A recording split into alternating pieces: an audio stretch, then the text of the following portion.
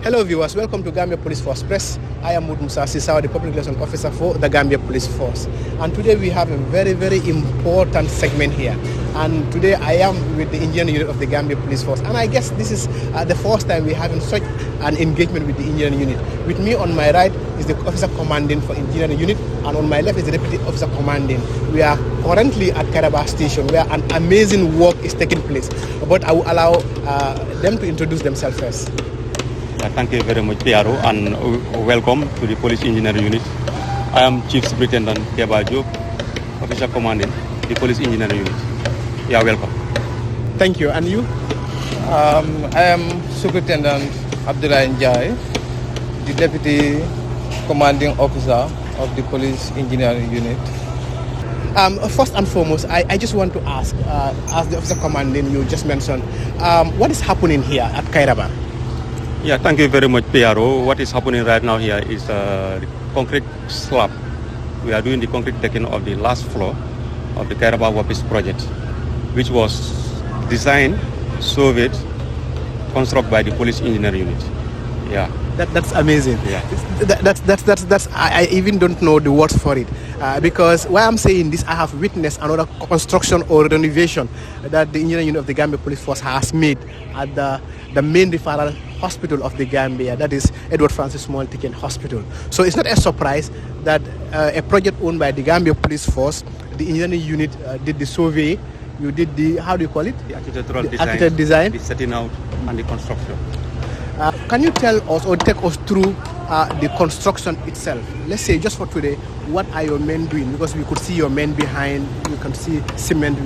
you can see machines. Personally, I know it's a mixing machine,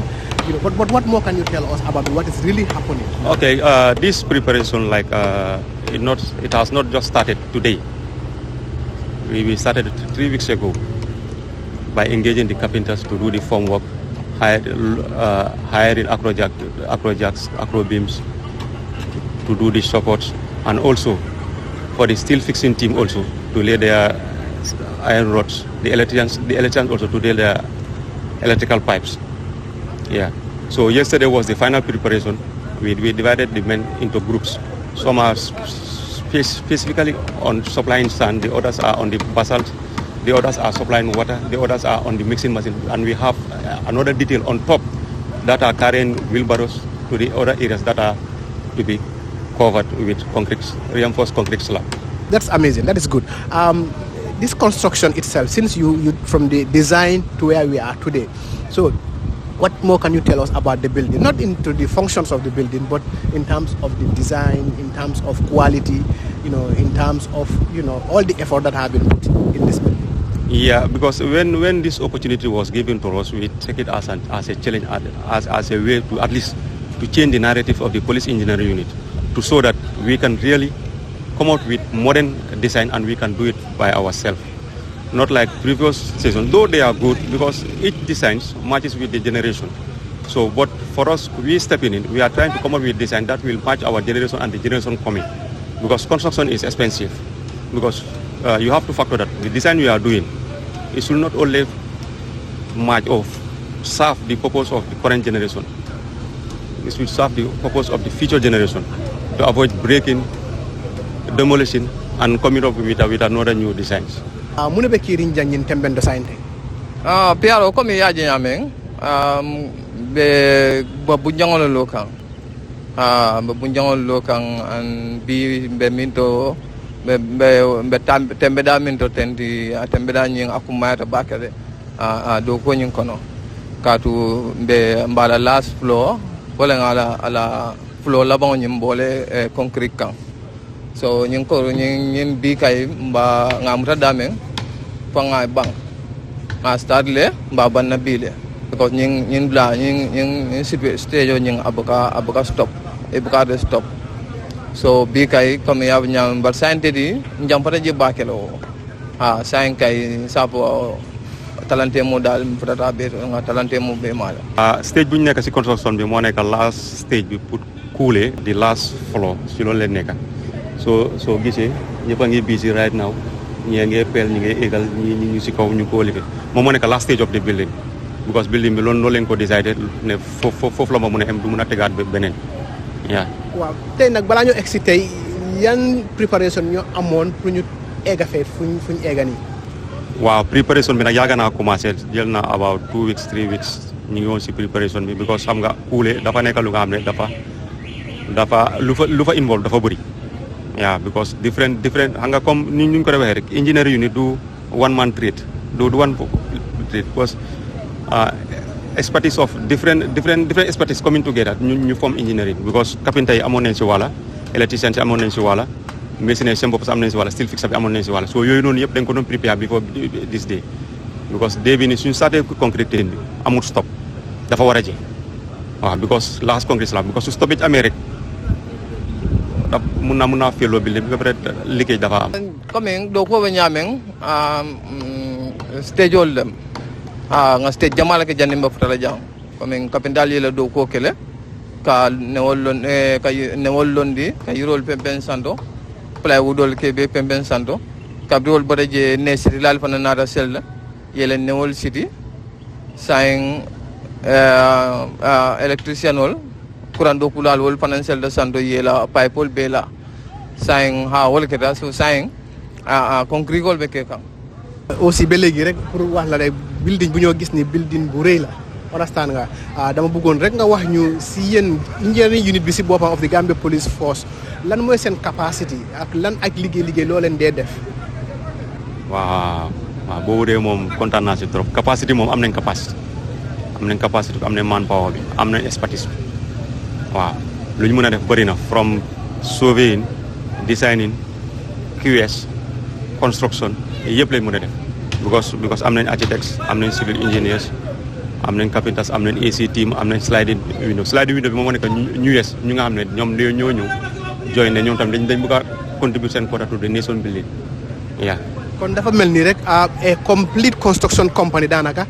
loolu ngeen am. waaw am nañ complete construction company foog ma ne dinañ start any project ñuy war a need another expert outside yëpp mën nañ ko am yëpp mën nañ ko def te ñun pare nañ pour set up engineer unit bu nga xam ne nekku ne dañoo focus only on police project because soo dajalee expertise yi nii yëpp ngeen ne soo di nga gis ne dañoo dóor ñu taxawaat soo dañ bëgg a bil engineer unit bu nga xam ne dafa support government dafa compete other project outside nit ñi tam mën nañoo ñëw ñeme ñu jox leen si because lenn lañ am nañ manpower bi time conscious mu ngi fa respect nañ time discipline bi mu ngi fa ute nañoo yeneen construction company yu nga xam ne maybe like da ngeen a wax ak ñoom payment su xaalis ñëwut dañoo stop ñun su xaalis ñëwut sax ñun dañoo dem ba yow saa yoo pare comme mba fala mole fanan ko ndela do ko amandang comme police do ko damala wam tonyal sign register tal fa register tal comme in construction company register ta nyame andu jorawol bambulle mol bambulu min yalon ko dia qualified te do ko yela do ko long so sign ka do ko ta bantala fang ndel mang sikada soto ni mi yela do ko dinna mba kelale ilaftala nyame ni comme ni benta kanna nyame anin wato fanan ndel bi janne na bundal be yelling ni min lafta construction wala bu hanni ko you know 5-story building and 50-story building si arondel salon kay léegi rek laa la bëgg a laajte mooy ne wax nañ ma ne yow yaa ngi woon si unit bii nii mooy si département bi engineering time bu maintenance la time is gendarme ba police bu mu dooree ba tey fuñ toll nii kon yow moom daanaka yëpp changement bu amoon yëpp si sa kanam la loolu ñu mun a wax si loo xam ne lu bees moo am si engineering unit bi léegi. waaw Pierre lu mu waxee min dëgg la because engineering unit lu ma la wax ne xamoo ko si maa la nag because depuis day one ñu ñoo start engineering unit bi kon engineering bi yëpp laa xam because day one ak tey wax dëgg yàlla am na big changes because su nekk nii first time nu ñu daan liggéey do su kenn na lii mooy am rek loolu mooy am waaye léegi su nekk su projet waree am sax commande daf ñu dee oo ñu toog ñu discuss ko seet naka la moo doxee ba xam ne ni ku nekk part bu nga féetoo di nga ko play nice because xam nga tamit dafa ne xam nga liggéey génn si commande bi oo ne liggéey dina nga mu génn léegi naka ngeen foog ne nu leen ko doxalee ñu toog waxtaanee ko yokkante xelaat da nga gis ne liggéey bi dafaa dem smoothly kenn du am disturbance because soo bàyyi xel tey liggéey bi fii last time ñu ngi start liggéey bi around 1-2 si lañ start concrete bi waaye tey 7 o'clock fekk start nañ concrete gis nga almost concrete baa ngi boo jeex lan moo indi loolu mooy diisoo xam nga because su ngeen toggee waxtaan rek yëpp dafaa dem smoothly moo tax xam nga ñu ngi ko gërëm ñu ngi ko kontaan si moo defalee daal ñu ngi ko kontaan nañ si trop daal Piero kon ci opération jërëjëf kontaan nañ trop nga jërëfati si liggéey bi jërë ngeen jëf kooku moo nekkoon di chief opération moo amee liggéey ground work bi yëpp moo ko amee si engineer unit bi ñu ngi ko jërëjëfal jërëjëf thank you so much Piero